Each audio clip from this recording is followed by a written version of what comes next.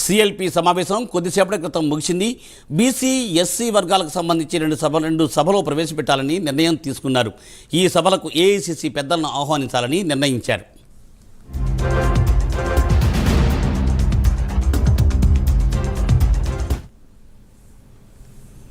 BC, SC వర్గాలకు సంబంధించి 2 సభలు పెట్టాలని ఇటీవల నిర్ణయం తీసుకున్నారు. ఈ సభలకు ఏఐసిసి పెద్దలను ఆహ్వానించాలని కాంగ్రెస్ పార్టీ నిర్ణయించింది.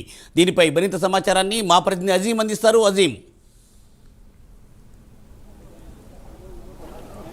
మూర్తి, థ్యాంక్ యూ. ఏదైతే సిఎల్పి సమావేశం గత 4 గంటల నుంచి కూడా కొనసాగుతుంది. ఉదయం 11 గంటలకు ప్రారంభమైన సిఎల్పి సమావేశం అటు సీఎం రేవంత్ రెడ్డి అధ్యక్షతన, అలాగే రాష్ట్ర వ్యవహారాల ఇన్ఛార్జ్ అయినటువంటి దీపాదాస్ మున్షి ఆధ్వర్యంలో ఈ సమావేశం కొనసాగుతుంది.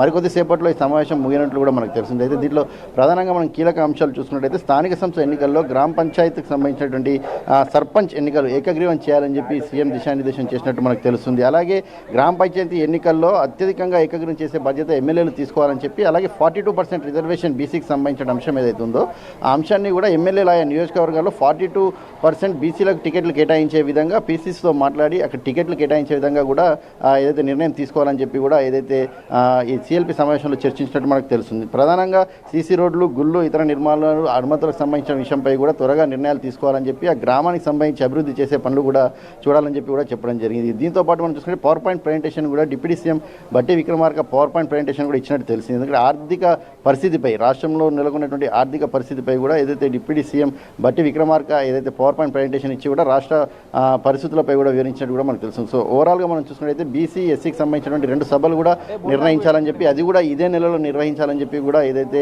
సిఎల్పి సమావేశంలో నిర్ణయించినట్టు మనకు తెలుస్తుంది. దీంట్లో సూర్యాపేటలో బీసీకి సంబంధించిన సభ నిర్వహించాలని, ఈ సమావేశానికి రాహుల్ గాంధీని ఆహ్వానించాలని చెప్పి కూడా ఏదైతే సిఎల్పి సమావేశంలో సిఎల్పి నిర్ణయించినట్టు మనకు తెలుస్తుంది. దీంతో పాటు ఒక ఎస్సీ సమావేశాన్ని కూడా సభను కూడా నిర్వహించాలని చెప్పి పార్టీ భావిస్తుంది. ఇందుకు ఏఐసిసి అధ్యక్షుడైనటువంటి ఖార్గేని దీనికి పిలవాలని చెప్పి కూడా ఏదైతే పార్టీ నిర్ణయించినట్టు మనకు తెలుస్తుంది. సో ఈరోజు సాయంత్రం ఏదైతే సీఎం రేవంత్ రెడ్డి, అలాగే రాష్ట్ర వ్యవహార ఇన్ఛార్జ్ అయినటువంటి Deepa Das Munshi, deputy CM PCC అధ్యక్షుడు మహేష్ కుమార్ గౌడ్ కూడా అందరూ కూడా ఢిల్లీ వెళ్ళనున్నారు. ఈ నేపథ్యంలో ఇక్కడ 2 నివేదికలు ఏదైతే వచ్చాయో, బీసీ కులగణకు సంబంధించిన అంశం కావచ్చు, అలాగే ఎస్సీ వర్గీకరణకు సంబంధించిన అంశం, 2 అంశాలకు సంబంధించిన రిపోర్టులు కూడా అధ్యక్షుడికి ఏదైతే నివేదికను అందజేస్తారో ఇక్కడ జరిగిన పరిణామాలను కూడా వివరిస్తారు. ఈ వివరించిన తర్వాత అయితే 2 సభలకు సంబంధించిన దానిపై కూడా అగ్రనేతల్ని కూడా సభలకు రావాలని చెప్పి ఆహ్వానిస్తారు. దీంతో పాటు క్యాబినెట్కి సంబంధించిన అంశాలు కావచ్చు, ఏదైతే అలాగే కార్పొరేషన్కి సంబంధించిన పెండింగ్ పదవులు కావచ్చు, ఇవన్నీ అంశాలపై కూడా చర్చించే అవకాశం కూడా ఉన్నట్టు తెలుస్తుంది. సో సుమారుగా 4 గంటల నుంచి కొనసాగుతున్నటువంటి సిఎల్పి సమావేశం మరో హాఫ్ అన్ అవర్ పాటు కొనసాగే ఏదైతే మనకు కనిపిస్తుంది. సో ఎలాంటి అంశాలు ఇంకా చర్చకు వస్తాయనేది మాత్రం మనం చూడాల్సి ఉంటుంది. Murthy, thank you Azeem. Thanks for update.